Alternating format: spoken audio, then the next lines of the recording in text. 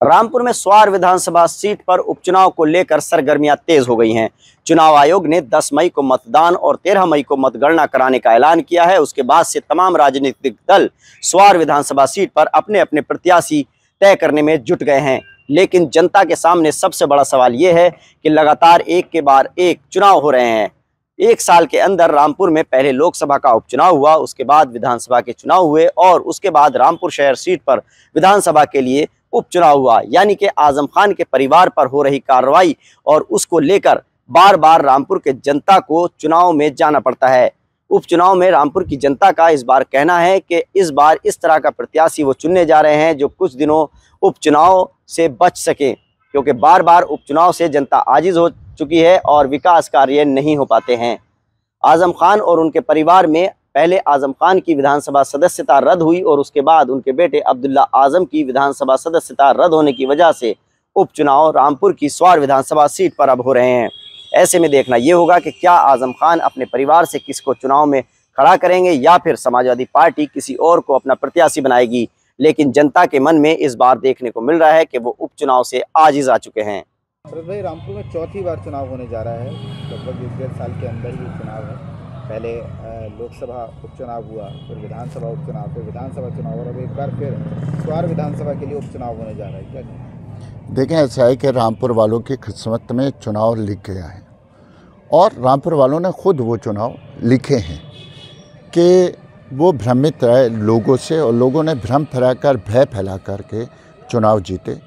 जब उनकी पोल पट्टी खुली तो लाजमी सी बात है कि कानून ने उनकी विधानसभा सदस्यता रद्द की।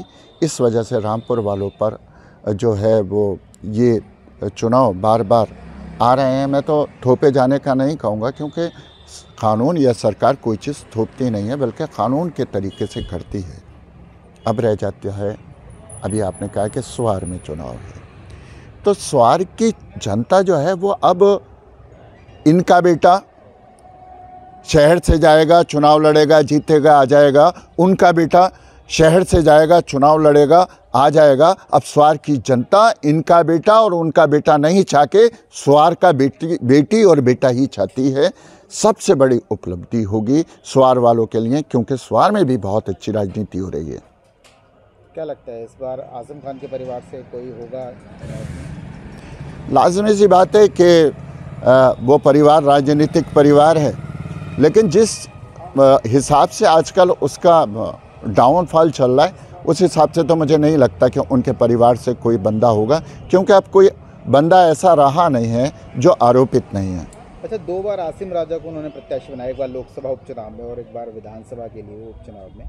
तो क्या लगता है स्वार विधानसभा से उपचुनाव होने जा रहा है, तो क्या उसमें किसको लड़ा सकता है? देखिए, मैं क्योंकि उनसे जो है वो बिल्कुल मतलब मुझे जानकारी उसके बारे में नहीं है, लेकिन जो समाज है, जो बातें होती हैं वो ये हैं कि हो सकता है कि आजम खान अपने परिवार और अपनी पार्टी से विथड्रॉ करें और ये जो सत्तारूढ़ पार्टी है उसी की सीट होती है और मुझे भी ये लगता है कि सत्तारूढ़ पार्टी ही वहाँ पर विजयी होगी। क्या नाम है आपका? मेरा नाम वेद प्रकाश आहूजा। वेद प्रकाश जी, रामपुर में चौथी बार चुनाव होने जा रहा है, क्या लगता है? ये चुनाव जो होने जा रहा है मेरे हिसाब से नहीं होना चाहिए। अगर जनता चाहे तो नहीं होगा कभी भी। अगर जनता शुरू से ही ऐसे कैंडिडेट को चुने जो चुनाव हो नहीं, तो ऐसी नौबत नहीं आएगी। इसमें सरकार का पैसा भी खर्च होता है, सरकारी तंत्र भी परेशान होता है। तो मेरे हिसाब से ऐसा नहीं होना चाहिए और अब जो हो गया तो उसको तो फिर भुगतना ही पड़ेगा रामपुरी जनता को। तो क्या लगता है आपको कि किस तरीके से रहने वाला है स्वार का चुनाव? स्वार का चुनाव अपनी भाजपा मैं भाजपा से हूँ समर्थित और भाजपा के ही समर्थन में ही जाएगा।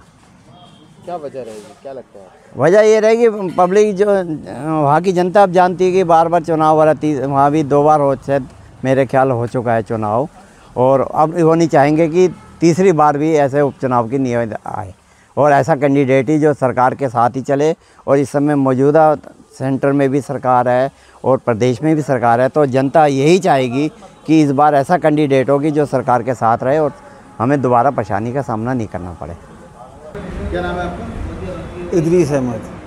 जी, रामपुर में लगातार चौथी बार अब चुनाव होने जा रहा है। पहले लोकसभा उपचुनाव हुआ, जी। विधानसभा उपचुनाव हुआ, फिर विधानसभा चुनाव हुआ और अब एक बार फिर स्वार विधानसभा के लिए उपचुनाव होने जा रहा है। क्या लगता है? ये रामपुर ज़िला जो बहुत छोटा सा ज़िला है, ये सुर्खियों में है सिर्फ इस वजह से कि इसमें बार बार चुनाव हो रहा है। जमहूरियत है, जमहूरियत में तो सब होता ही रहता है।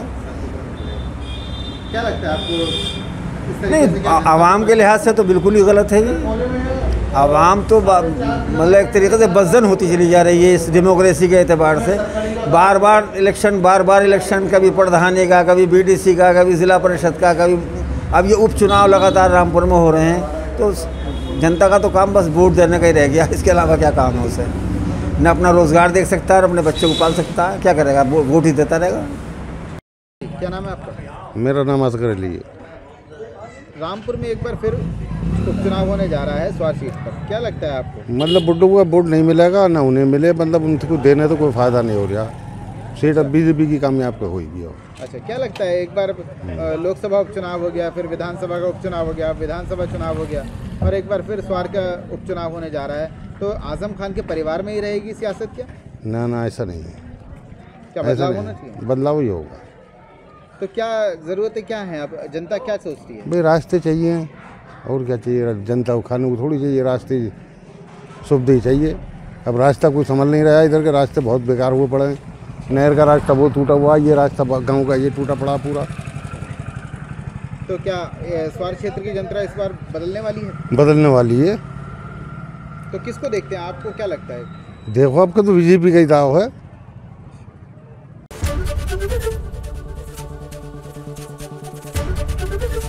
एबीपी गंगा, खबर आपकी, जुबान आपकी।